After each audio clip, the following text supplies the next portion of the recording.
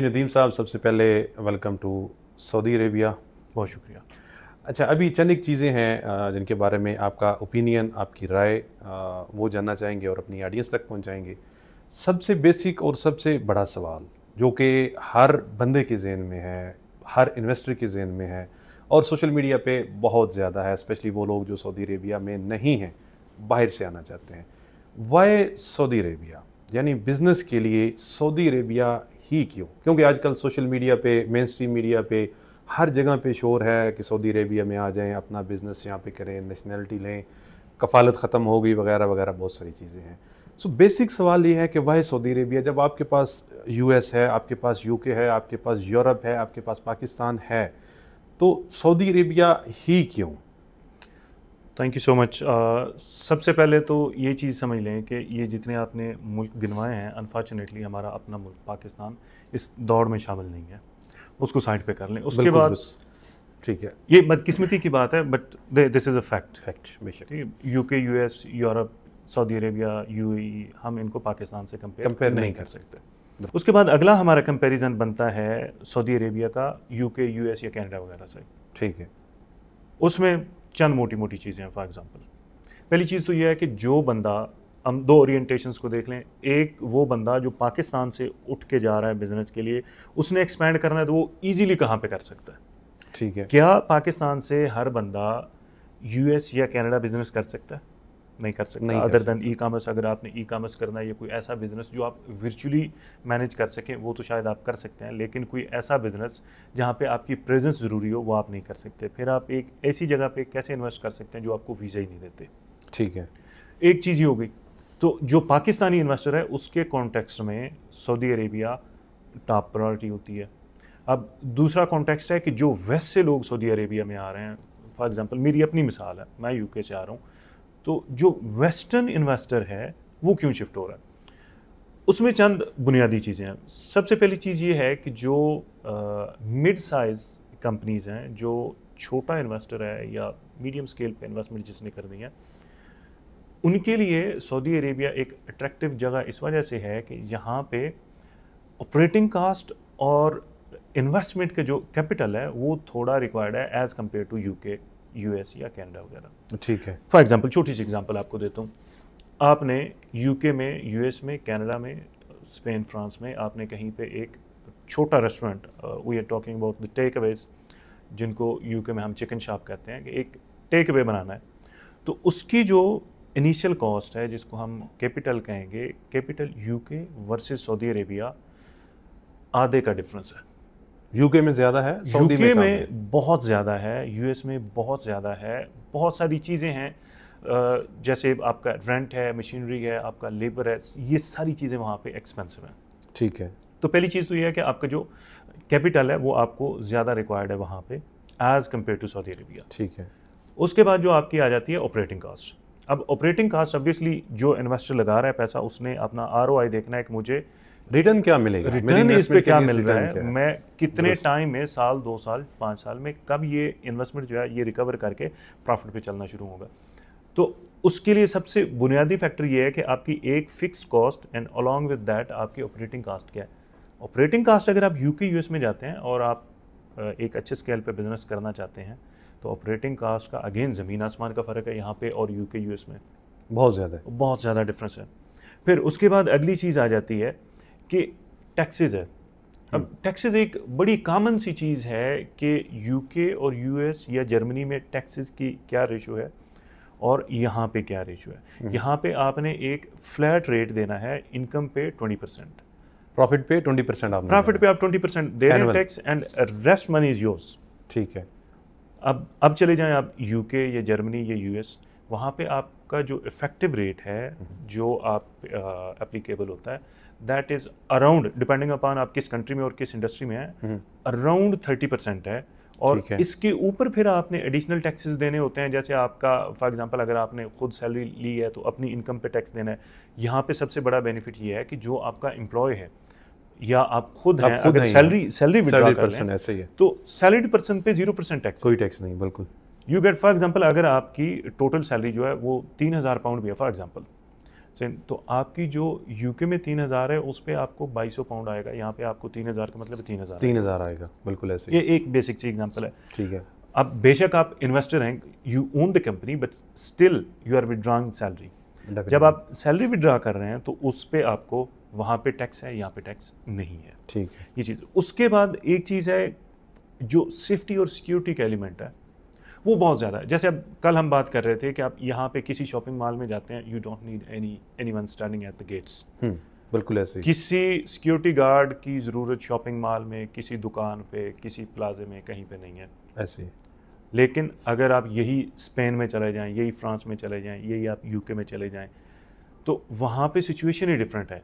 यहाँ पे आपको इवन सोने की दुकान के बाहर भी कोई गार्ड नहीं खड़ा मिलेगा, और वहाँ पे सूरत हाल ये है कि लोएस्ट ग्रेड के जो ब्रांड्स हैं, जैसे यूके में प्राइम मार्क है, एक मतलब वो एक जैसे गली का ब्रांड होता है, जैसे एक नॉर्मल कैजुअल सी एक चीज़ है, उसके बाहर और उसके अंदर भी सिक्योरिटी वाला खड़ा है, वहाँ से भी चोरी होती है, और आपकी स्ट्रीट शॉप्स जो हैं वहाँ से भी शॉप लिफ्टिंग होती है।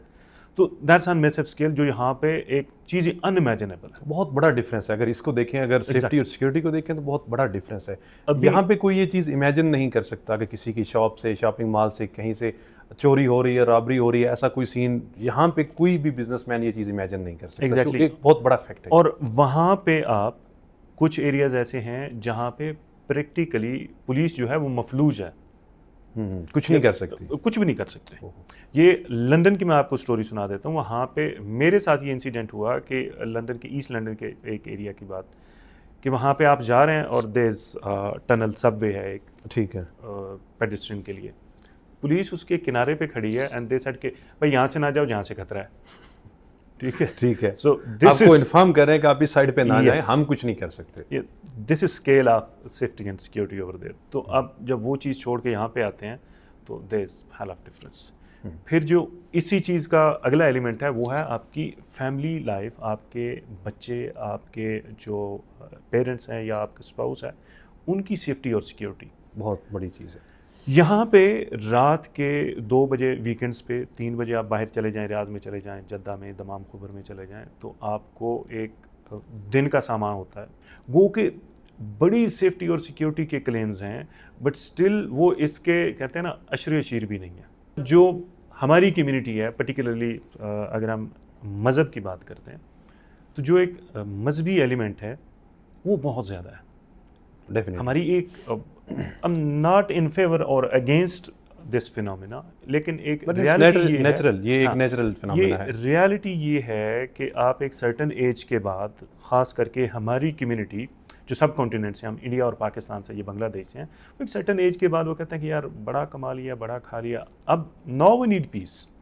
और पीस के लिए सऊदी अरेबिया से बेहतर जगह उनके नज़दीक कोई नहीं हो सकती, due to their religious affiliation, due to their reverence. वो जो एहतराम अदब का एक परसेप्शन बना होता है दिमाग में कि अगर हम सऊदी अरेबिया में जाते हैं तो वो पाक धरती है एंड ऑल दैट।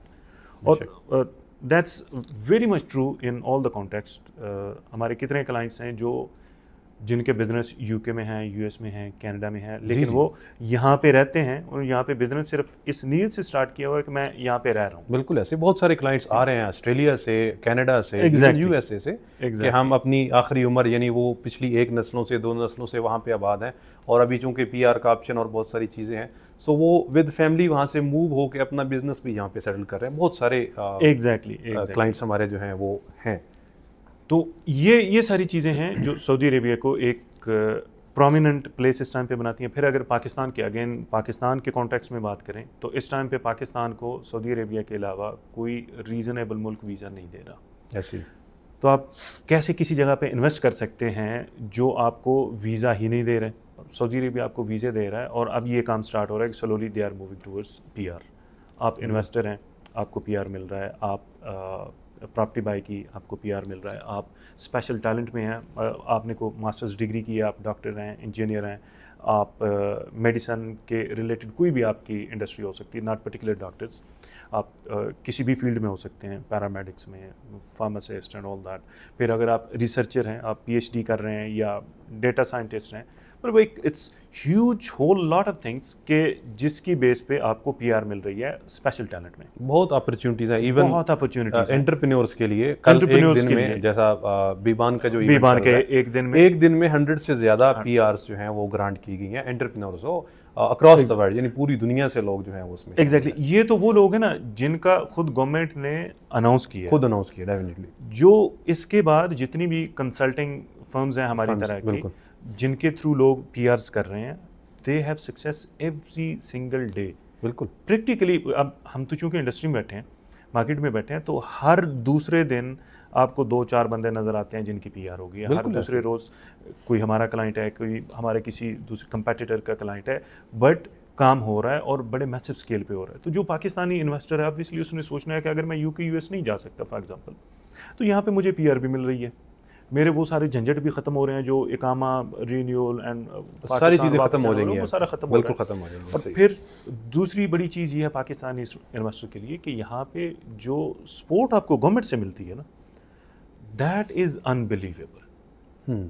कि आप अगर फॉर एग्जांपल आपने पोस्ट सर्विसेज जैसे यहाँ पे बिजनेस के लिए हैं, तो आपने कोई फर्म हायर नहीं की, कोई कंसल्टेंट हायर नहीं किया, कोई पीआरओ जीआरओ हायर नहीं किया, you just simply go to their ministries और आप उनका रिस्पॉन्स ज़रा देखें कि वो आपको कैसे हाथों पे तलियों पे उठाते हैं। ऐसी वो चीज़ें पुरानी खत्म हो गई, खत्म हो गई कि आप यहाँ पे कफील सिस्टम या आपको अरबी आनी चाहिए, आप कफील को लेके दफ्तर में आएंगे, ऐसा वो कहते हैं कि आप नहीं समझ रहे अरबी, तो चलो हम आपकी ज़बान समझ रहे हैं, आप इंग्लिश में आ कि आपकी बेसिक अंडरस्टैंडिंग यहाँ पे उर्दू की अंडरस्टैंडिंग कई लोगों को ऐसी बिल्कुल बहुत सारी चीज़ें। कितने दफातर में आप जाते हैं तो आपका इंटरेक्ट होता है किसी न किसी सऊदी से जिसको बेसिक उर्दू भी आती होती है। ऐसे ही है। तो ये वो सारी चीज़ें हैं जो मिल मिला के सऊदी अरेबिया को एक बड़ी अच्छी अपॉर्चुनिटी बनाते हैं बिजनेस के लिए। अच्छा, गुज़िश्ता थोड़े टाइम से सोशल मीडिया पे, मेन स्ट्रीम मीडिया पे, हर जगह पे हम देख रहे हैं एक शोर मचा हुआ है कि आपका कफ़ालत सिस्टम ख़त्म हो गया, सऊदी अरेबिया ने गुज़िश्ता 150 साल का सिस्टम ख़त्म कर दिया, 100 साल का सिस्टम ख़त्म कर दिया, और इस पे ऑलरेडी हम रिस्पॉन्ड कर चुके हैं वीडियो के थ्रू। लेकिन मैं आपसे जानना चाहूँगा कि इसकी एग्जैक्ट फिगर्स क्या हैं, या इसकी एग्जैक्ट रियलिटी क्या है, इस खबर के पीछे असल खबर क्या है, इसको क्या यही असल खबर है या इसको गलत तरीके से इसको बयान किया जा रहा है? जब सोशल मीडिया आया ना, तो ख़बर खैर हमेशा से जो है ख़बर हमेशा से कंट्रोल रही है। पहले बड़ी ऑर्गेनाइजेशंस, रियासत उनके कंट्रोल में होती थी जब मीडिया था, फिर सोशल मीडिया आया तो फिर ख़बर जो है वो इंडिविजुअल और छोटे ग्रुप्स में, जैसे मजहबी ग्रुप है तो उन्होंने अपना रंग दे लिया, को समाजी ग्रुप है तो अपना रंग दे लिया, सियासी जमात है उसने अपना रंग दे लिया, एक ही खबर को मल्टीपल एंगल से दिखा लिया, पूरी स्टोरी नहीं। तो तब भी ये कहा जाता था कि जो भी इंटेलेक्चुअल थे उस टाइम पे वो ये कहते थे कि आप कोई भी आपके पास बात आती है तो उसको एटलीस्ट वेरीफाई कर लो कि इसका एटलीस्ट सोर्स क्या है। नॉलेज कमिंग टुवर्ड्स दिस कफालत सिस्टम ख़त्म हो गया और इतने साल की ये आई डोंट नो कि इसका ओरिजिन क्या था। इसका ओरिजिन एक छोटी सी खबर थी, वो खबर ये थी कि यहाँ पे system ministry of human resource social development ने थोड़ा सा सिस्टम चेंज किया कि अब आपका ट्रांसफ़र जो है वो आपके एम्प्लॉयर की परमिशन के बगैर हो सकता है, और उसके साथ सर्टन उसकी रिक्वायरमेंट्स हैं, उसकी रिक्वायरमेंट है कि ये कंडीशंस होंगी तो ख़त्म होगा। पता नहीं किसी को इंग्लिश नहीं थी आती या अरबी नहीं थी आती या उसका अपने हिसाब से उसने ट्रांसलेट करके उसकी कोई इंटेंशन थी, पेस्ट कर दिया, उसने वो पेस्ट किया सोशल मीडिया पे। ये 2-4 दिन खबर सोशल मीडिया पे चली कि कफालत सिस्टम ख़त्म हो गया, कफील का किरदार ख़त्म हो गया, कफील नहीं रहा, और वहाँ से वो इतनी चीज़ वायरल हुई। क्योंकि यहाँ पे वायरल होना सऊदी अरेबिया में और गल्फ़ में बड़ा इजी है, क्योंकि यहाँ पे इंडिया, पाकिस्तान, बांग्लादेश की इतनी कम्युनिटी है कि यहाँ पे अगर कोई आप इस तरह की कफील के रिलेटेड कोई बात करेंगे, कोई एक्सपैट के रिलेटेड, इमिग्रेशन के रिलेटेड, इकामे के रिलेटेड कोई बात करेंगे तो वो आपकी फ़ौरन वायरल हो जाएगी। ऐसे ही है, क्योंकि कम्युनिटी आपकी ऑडियंस बहुत ज़्यादा है, ऑडियंस बहुत ज़्यादा है, एंड दे जस्ट ग्रैब, वो चाह रहे होते हैं कि कोई खबर आए, सच झूठ का फ़र्क नहीं पड़ता, वो फ़र्क नहीं पड़ता। ऐसे ही। अच्छा, अब ये जब खबर वायरल हुई तो फिर जो पीआर कंपनीज़ हैं पाकिस्तान में, इंडिया में, इवन बांग्लादेश में, उन्होंने फिर उठा के वो पाकिस्तान में पेजेस हैं 1, 2, 3, 4, उन्होंने हूबहू छापा लगाया कि कफाला सिस्टम ख़त्म हो गया इतने सालों से, अब हर बंदा आज़ाद हो गया सऊदी अरेबिया में। मेन स्ट्रीम मीडिया जो था उन्होंने भी खबर चलाई, बिल्कुल चलाई। सिर्फ पाकिस्तान में नहीं, इंडिया में news channel main stream media में कोई लोकल चैनल्स नहीं, मेन स्ट्रीम मीडिया ने न्यूज़ चलाई कि कफालत सिस्टम, इतने 100 सालों का कफालत सिस्टम जो है वो ख़त्म हो गया। No coming towards reality, reality ये है कि कफालत सिस्टम इंटैक्ट है। एक बड़ी कॉमन सी चीज़ है कि सऊदी अरेबिया के साथ एक टैग लगा हुआ है कि यहाँ पे कफ़ील होता है। असल फ़र्क ये है कि अब आप उसको इंग्लिश में कहेंगे तो उसको स्पॉन्सर कहेंगे, स्पॉन्सर अरबी में आएंगे तो कफ़ील कहेंगे, और कफ़ील से आपके ज़हन में वो ऊँट और वो एक वो स्टोरी सहरा और वो सारा कुछ आपके ज़हन में आएगा। अब अगर मैं आपको यूके या यूएस की एग्जांपल दूं तो वहाँ पे कफ़ील है, लेकिन वो स्पॉन्सर है, वो स्पॉन्सर है, वो स्पॉन्सर है, ठीक है। अब स्पॉन्सरशिप के वीज़ों पे जो दुनिया जाती है, यूके में एक टिपिकल एग्जांपल है, या यूरोप में जो लोग जाते हैं स्पॉन्सरशिप के वीज़ों पे, इवन अमेरिका में जो लोग जाते हैं, तो वो वहाँ पे स्पॉन्सर के बगैर कैसे सर्वाइव करेंगे? पॉसिबल नहीं है। एक बेसिक काम ये है कि एक स्पॉन्सर है, कोई एबीसी कंपनी है, वो आपको कह रही है कि आपने मेरे पास आके काम करना है, मेरे पास मुलाजमत करनी है। Same is the case in Saudi Arabia. आपको एक एबीसी कंपनी है, वो कह रही है कि आप पाकिस्तान, इंडिया या बांग्लादेश से आ रहे हैं मेरे पास, आपने ये काम करना है। यस अब इसके साथ जो एसोसिएटेड राइट्स हैं आपके, बीइंग एन एम्प्लॉई, जो आपके राइट्स हैं वो चेंज हुए हैं।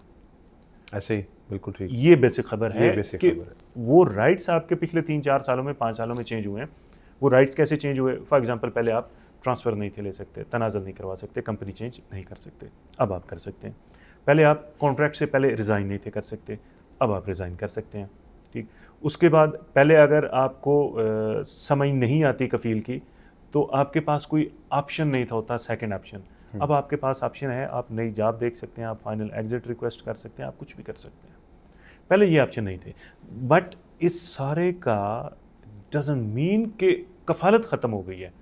कफालत इंटैक्ट है, you still need a sponsor to work. बिल्कुल हाँ, ठीक है। कफालत कहाँ पे ख़त्म हुई है? You are investor.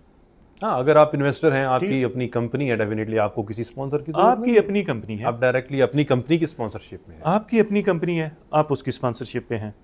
इसके अलावा अगर आप एक मुलाजम हैं, एक एम्प्लॉई हैं, एक वर्कर हैं, चाहे आप जनरल मैनेजर हैं या आप लेबर हैं, स्पॉन्सर आपको ज़रूरत है। स्पॉन्सर ज़रूरत है। बिल्कुल, क्योंकि गवर्नमेंट का सिस्टम है कि स्पॉन्सर के बगैर, अगर स्पॉन्सर नहीं है तो वो आपका इकामा जो है, जो रेजिडेंस कार्ड कौन बना रहा है, वो आप एमबीएस के नाम पे तो बनेगा नहीं। आपकी कंपनी होना ज़रूरी है, तो आपका उसके स्पॉन्सर लिए होना ज़रूरी है। आपका स्पॉन्सर होना, हम कफील नहीं कहते क्योंकि ये लोग कह रहे हैं कफालत ख़त्म हो गई, कफील सिस्टम ख़त्म हो गया, हम तो इसको उसके लिए- स्पॉन्सर कहते हैं। उसके लिए हम कहते हैं कि स्पॉन्सर। ठीक तो है। एक स्पॉन्सर होना जो है वो ज़रूरी है। अच्छा नदीम साहब, अगर बात करें इन्वेस्टमेंट लाइसेंस के हवाले से, मीसा लाइसेंस के हवाले से, एज आ इन्वेस्टर अगर आप यहाँ पे आ रहे हैं, तो उसमें आपके पास अपॉर्चुनिटीज़ क्या हैं, या अगर हम इसको इस सेंस में कहें कि उसका आपको फ़ायदा क्या है, आप यहाँ पे अगर लाइसेंस ले रहे हैं उसका फ़ायदा क्या है। दूसरी चीज़, मीसा लाइसेंस की जो फ़ीस है, लाइसेंस इशू करने की फ़ीस, यानी आपके जो कंसल्टेंट हैं या जो फॉरेन कंपनी है उसको छोड़ के सिर्फ लाइसेंस की अगर बात करें, उसकी फ़ीस के हवाले से, या अगर एनुअल जो रिन्यूअल है मीसा लाइसेंस का, उसकी फ़ीस के हवाले से बहुत सारी अफवाहें मार्केट में, सोशल मीडिया पे हैं। सो इसके बारे में थोड़ा सा बताइए, एक तो फ़ीस के हवाले से, और दूसरा मीसा लाइसेंस जो है, इन्वेस्टर लाइसेंस जो है, इसके फ़ायदे क्या हैं? एक तो डायरेक्ट फ़ायदा ये है कि आपके पास मिनिस्ट्री ऑफ इन्वेस्टमेंट का लाइसेंस है, यू कैन वर्क। ठीक है। ठीक है, you can operate as an investor, आप इन्वेस्टमेंट कर सकते हैं, आप बिजनेस कर सकते हैं। ये एक इसका बेसिक फ़ायदा है। ठीक है। दूसरा फ़ायदा इसका ये है कि आप अपनी बग़ैर किसी, जो कह रहे हैं कफालत सिस्टम ख़त्म हो गया, तो बग़ैर किसी कफ़ील के आप अपनी कंपनी में अपने आप को स्पॉन्सर कर सकते हैं, यानी आपका कफ़ील कोई नहीं होगा, आप खुद कफ़ील होंगे। आप खुद कफ़ील होंगे, आप पे किसी तरह का गवर्नमेंट के अलावा कोई चेक एंड बैलेंस या कोई कंट्रोल नहीं है। ठीक है। आपकी जितनी फाइनेंशियल मैटर हैं, आपकी कंपनी के रिलेटेड जो कुछ भी है, वो आपके अपने कंट्रोल में है। ठीक हो गया। उसके बाद रिसेंट जो डेवलपमेंट हुई है वो ये हुई है कि एक जब आप इन्वेस्टमेंट लाइसेंस ले लेते हैं तो उस पर आप मल्टीपल काम कर सकते हैं। पहले ये होता था कि आपने एक इन्वेस्टमेंट लाइसेंस लिया, that was suppose to be trading and commercial या फिर सर्विसेज और प्रोफेशनल, उसकी मल्टीपल कैटेगरीज थी। अब वो चेंज होके उन्होंने कहा कि ये सिंपली एक इन्वेस्टमेंट लाइसेंस है मीसा का, इस पे आपने जो जो एक्टिविटी करनी है वो लिख लेनी है, यानी वो आपने एक्टिविटी बतानी है गवर्नमेंट को कि we are going to do this job, और लेटर ऑन जो जो आपने एक्टिविटी करनी है you just simply go for that. Multiple options हैं आपके पास मल्टीपल ऑप्शंस हैं। हाँ, बट रिक्वायरमेंट जो है वो हर ऑप्शन की डिफरेंट हो सकती है। जैसे फॉर एग्जांपल, अगर आप ट्रांसपोर्टेशन का करते हैं तो मीसा का लाइसेंस आपका सेम रहेगा, ठीक है, बट मीसा की ही रिक्वायरमेंट ये है कि अगर आप ट्रांसपोर्टेशन के लिए या लॉजिस्टिक्स के लिए जाते हैं तो जो आपकी पेरेंट कंपनी है उसकी रिक्वायरमेंट डिफरेंट होगी एज कम्पेयर टू जो आपकी सर्विसेज की कंपनी। ठीक है, सेम ट्रेड के लिए भी तो रिक्वायरमेंट, ट्रेडिंग के लिए भी रिक्वायरमेंट आपकी डिफरेंट। ठीक हो गया। नो, जो रिसेंट अनदर डेवलपमेंट है वो ये है कि आप इसकी बेस पे पीआर अप्लाई कर सकते हैं। ठीक है, मतलब सिर्फ अप्लाई नहीं कर सकते बल्कि ले सकते हैं। It's very simple and straight कि आपने जस्ट इन्वेस्टमेंट अपनी जो है वो गवर्नमेंट को प्लेज करनी है फॉर नेक्स्ट 2 years कि we are going to inject 7 million riyals in this market. ठीक है, ठीक है। अब वो 7 million आपने अगले 2 साल में करना है, और जो बंदा यहाँ पे ऑपरेट कर रहा है पाकिस्तान में बैठ के, जो बंदा इसको मल्टीप्लाई करेगा कि यार 7 million 75 that is a big amount, लेकिन जो बंदा यहाँ पे ऑपरेट कर रहा है उसके लिए 7 million कोई बड़ी अमाउंट नहीं है। बिल्कुल ऐसे ही, मतलब एक हम इस कैटेगरी को कहते हैं एक स्मॉल टू मीडियम स्केल का जो इन्वेस्टर है ना, ये वो कैटेगरी है। तो अगर आप उस कैटेगरी में आते हैं तो आपकी डायरेक्टली पीआर हो जाती है, आपने एप्लीकेशन करनी है, आपकी विद इन 90 days आपकी पीआर की एप्लीकेशन अप्रूव हो जाती है। फिर आपको पीआर के किसी तरह के जो आपके इस टाइम पे डिपेंडेंट की लेवी होती है, या आपके अपने एनुअल इकामा रिन्यूअल है, या आपके एग्जिट री एंट्री है, या बहुत सारी चीज़ें हैं। और इवन एग्जिट री एंट्री का इस दफ़ा मैं आया हूँ एयरपोर्ट पे, तो I went to PR section, मेरे पास हालांकि अभी पीआर है नहीं, बट आई वेंट, तो मैंने पासपोर्ट स्कैन किया और वहाँ पे जो इमिग्रेशन बैठा था उसने कहा कि मोहम्मद आपका नहीं है अभी। मैंने कहा नहीं यार, ये सारे लोग स्कैन करके जा रहे हैं भी, ये सऊदी हैं भी नहीं, दूसरी नेशनलिटी के हैं, सेट के दे गैर पीआर। तो प्रीमियम रेजिडेंसी का भी है कि आपने जस्ट पासपोर्ट स्कैन करना है इमिग्रेशन पे, वो कोई ठप्पे वाला या रोकने वाला या लाइन वाला वो भी सीन ख़त्म हो गया। फिर दूसरा आपका सवाल था कि मीसा की जो फीस है, फीस बड़ी कन्फ्यूजन है। जो ज़्यादा क्लाइंट है, क्लाइंट कन्फ्यूज़ है, जो कंसल्टेंट है उनको, जो रीजनेबल बंदे हैं उनको पता है कि इस सारे सिनेरियो का क्या मतलब है, या इसको डील कैसे करना है, या प्रोफेशनली क्लाइंट्स को कैसे बताना है। लेकिन कुछ ऐसे एक ऐसी कैटेगरी होती है कंसल्टेंट्स में, जिनको कंसल्टेंट नहीं बल्कि एजेंट कहना चाहिए, उनका यह है कि यार अभी हमारा चल रहा है ना, तो क्लाइंट को लुटो और फुटो। बिल्कुल ऐसे ही अनफॉर्चुनेटली मार्केट में तो बहुत सारी अब वो करते क्या हैं, अब आई हैव सीन कोटेशंस जिन्होंने एक क्लाइंट को कहा कि मैं आपको 10-12 हज़ार रियाल में ये काम करके दे रहा हूँ। अच्छा, ठीक है। और 12,000 गवर्नमेंट की फ़ीस है, मीसा की वो साथ में ऐड होगी। ठीक, 12,000 यानी वो ले रहा है कंसल्टेंट फॉर एग्जांपल, और 12,000 गवर्नमेंट की फ़ीस मीसा की। अब मीसा की तो फीस है नहीं, अब वो तो एक्चुअली 24,000 उसकी जेब में जा रहा है, वो 24,000 क्लाइंट से ले रहे हैं, लेकिन वो क्लाइंट को ये बता रहा है कि 12,000 मीसा की है, 12,000 मेरी है, मैं तो आपको बड़े सस्ते में काम करके दे रहा हूँ। तो जो क्लाइंट भी सस्ते के लिए जाएगा, अल्टीमेटली कहीं ना कहीं उसको कंप्रोमाइज़ करना पड़ता है। तो अब जो इसकी रियलिटी है फ़ीस की, वो ये है कि 12,000 जो इनिशियल फ़ीस थी रजिस्ट्रेशन की मीसा की, या एनुअल रीन्यूअल जो 62,000 62,000 था, ये दोनों फ़ीसें इस टाइम नहीं आ रही, पिछले फरवरी से नहीं आ रही, ज़ीरो है। ठीक, ये वो फीस है जो अभी ज़ीरो है, कल को ये चेंज होके आएगी। दिस इज फॉर श्योर कि ये चेंज होगी, ये रिवाइज होगी। कितनी ये मिनिस्ट्री ने कंफर्म किया है कि इसको हम रिवाइज कर रहे हैं। कितना हो रहा है, क्या हो रहा है, इसके बारे में नो वन नोज। जो भी कंसल्टेंट है उसने अपना तुक्का लगाना है, या उसका अपना एनालिसिस हो सकता है, उसका तजिया हो सकता है, खबर नहीं हो सकती कि ये फॉर एग्जांपल 62,000 है तो ये 12,000 हो जाएगा और 12,000 ख़त्म हो जाएगा। ऐसी कोई खबर ऑथेंटिक नहीं है। अपना जो कॉन्ट्रैक्ट होता है हमारा क्लाइंट्स के साथ, हम उसको ऐसे मैनेज करते हैं कि हम क्लाइंट को कहते हैं कि ये फीस है, ये फीस थी, ये फीस थी, ठीक है, फरवरी तक हम चार्ज नहीं कर रहे, आपने पे नहीं करनी, ये फीस होगी, कल आती, परसों आती, 6 महीने में आती, जब भी आएगी, दैट्स योर एंड। डेफिनेटली उनकी कंपनी के एंड पे 7-8 नंबर के अगेंस्ट वो पेमेंट होगी, उसका कंसल्टेंट से कोई लिंक नहीं है। कंसल्टेंट से कोई लिंक नहीं है। ठीक है। हमारा काम प्रोफेशनली ये है कि हम एक चीज़ जो कन्फ्यूजन पाई जाती है उसको क्लियर कर दें कि ये फ़ीस एग्जिस्ट नहीं करती, रिवाइज होगी, विल सी इट। अच्छा, अगर माजी में देखा जाए, आज से 3-4 साल पहले दुबई की सूरत हाल या मुत्तहिदा अरब अमारात की ओवरऑल अगर सूरत हाल देखी जाए, रियल एस्टेट का जो सेक्टर है उसके हवाले से, तो एक बहुत बड़ी इंडस्ट्री थी और है, खैर आज भी। अभी सऊदी अरेबिया में बहुत सारी चीज़ें सुनने में आ रही हैं कि रियल एस्टेट को अलाउ किया जा रहा है फॉरेनर्स के लिए, एक्सपर्ट्स के लिए, कि आप ख़रीद सकते हैं, आप बेच सकते हैं, आप रेंट कर सकते हैं, आप प्रॉपर्टी ब्रोकर का काम कर सकते हैं, रियल एस्टेट डीलर का काम कर सकते हैं। इसके पीछे क्या हक़ाइक़ हैं और ये कब से स्टार्ट हो रहा है? क्या इसके लिए कुछ लिमिटेशंस हैं या कुछ बाउंड्रीज़ हैं, यानी जियोग्राफिकली अगर देखा जाए, यानी सिटीज़ के हवाले से? सो इसका एक थोड़ा सा डिटेल में बताइए कि इसके हवाले, रियल एस्टेट के हवाले से क्या पॉलिसीज़ हैं गवर्नमेंट की? रियल एस्टेट के इस टाइम पे जो जेनेरिक पॉलिसी जो अनाउंसमेंट अब तक हो चुकी है वो ये है कि 2026 के जनवरी से फॉर्मली कोई भी फॉरेन इन्वेस्टर, फॉरेन कंपनी वो सऊदी अरेबिया में प्रॉपर्टी ओन कर सकती है।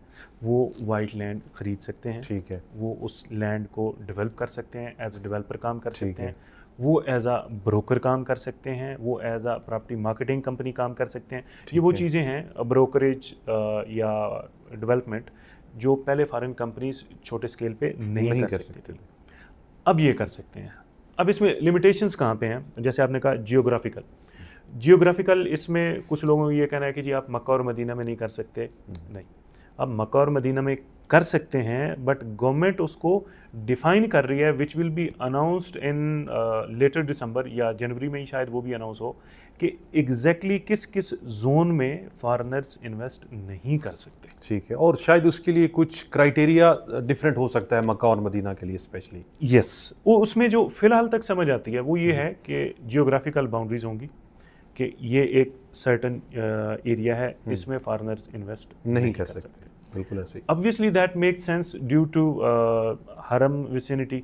मक्का में या मदीना में जितना कुर्बो जवार बनता है हरमैन शरीफैन का, तो वहाँ पे लिमिटेशंस होंगी, होनी भी चाहिए और होंगी। बट रियाज में, दमाम में, खुबर में या बाकी जितनी भी ईस्टर्न प्रोविंस है या जद्दा है, वहाँ पे ये लिमिटेशन होगी, बट ऑन डिफरेंट लेवल। ठीक है, वहाँ पे शायद ये हो, ये अभी सारा हमारा एक एनालिसिस है, एक तजिया है, this is not a news, this is not a notification. वहाँ पे शायद ये हो सकता है कि जो पुरानी डेवलप लैंड है आप उसको नहीं छेड़ सकते। ठीक है, ठीक है, ये एक तजिया है। और दूसरा जो पहले ये था कि आप डेवलपमेंट एज ए डेवलपर आप काम नहीं कर सकते थे, no you can work as a developer. उसकी सर्टन कंडीशंस हैं कि आपका जो प्रोजेक्ट टोटल कॉस्ट है वो 30 मिलियन की हो, तो आप उसको बतौर डेवलपर डेवलप करके उसको लीज करना है, रेंट करना है, सेल आउट करना है, जो भी करना है वो आप कर सकते हैं। बट उसकी एक जो इन्वेस्टमेंट का थ्रेशोल्ड है, यानी उसका मिनिमम है, वो ये है कि आप 30 मिलियन एटलीस्ट उस पूरे प्रोजेक्ट की cost including land and including development और सारी चीज़ें को मिला के हो।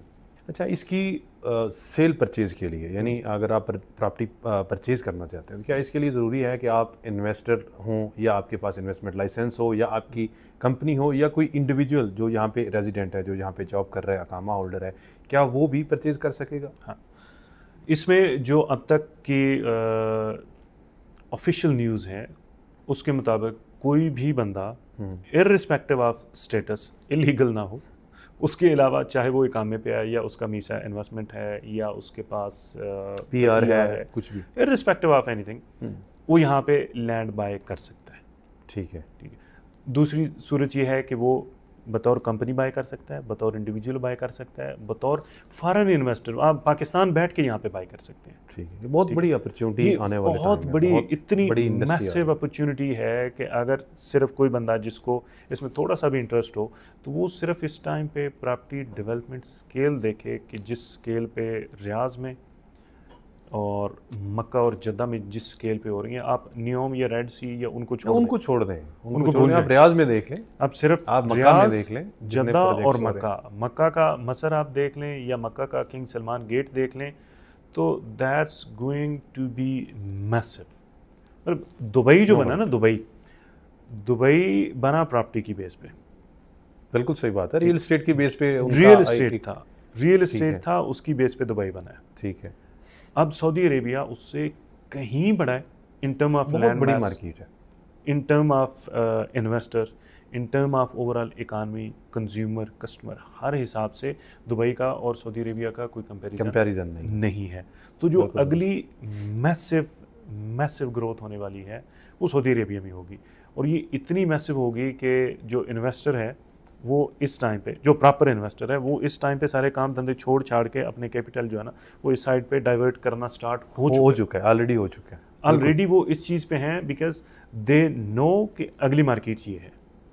दुबई से जो जूस निकलना था बड़े इन्वेस्टर्स ने वो निकाल लिया, और this is basic formula of real estate के पैसा वहाँ पे बनता है जहाँ आप स्टार्ट पे पैसा लगाते हैं। पाकिस्तान से आपको एग्जांपल दे के समझा देता हूँ कि चाहे बैरिया है या DHA है, वहाँ पे पैसा उस इन्वेस्टर ने बनाना होता है जिसके पास फाइल होती है। फाइल के बाद प्लाट आ गया और प्लाट एक दफ़ा सेल हो गया, उसके बाद दैट्स इट, बिल्कुल end of story for couple of years. आप फिर 4-5 साल 6 साल उससे कुछ भी एक्सपेक्ट नहीं कर सकते, और अगर 8-10 साल के बाद आपको उस पर अप्रिसिएशन मिलती है तो वो बेसिकली आपकी करेंसी डीवैल्यूएशन होती है। पाकिस्तान के केस में आपको उस पर कोई वैल्यू एडिशन नहीं मिल रही, आपकी प्रॉपर्टी की वैल्यू नहीं बढ़ी, आपकी करेंसी डीवैल्यू हुई है बेसिकली। बिल्कुल सही बात है। तो यहाँ पे सिनेरियो बहुत डिफरेंट होगा। यहाँ पे जिस बंदे ने स्टार्ट पे इन्वेस्ट किया, early couple of years is going to be the king.